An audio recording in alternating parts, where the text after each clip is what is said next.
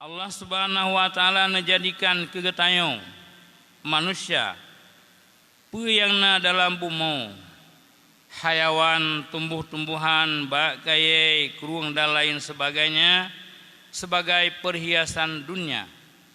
Cuma Allah ingin coba siapakah di antara mereka yang lebih bagus nisbah amalnya. Sekaligus neperhati oleh Allah Ta'ala.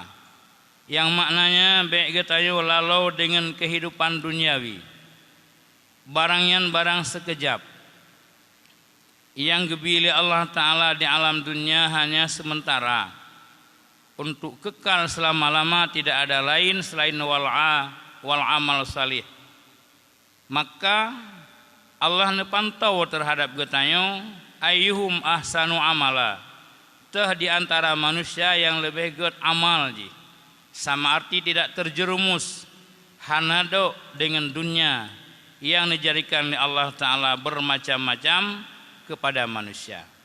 Oleh karena demikian, nyu hanya barang sementara untuk niasi dunia oleh Allah, be lalau getanyo dengan dunianya sehingga Allah gayo bersifat zahid.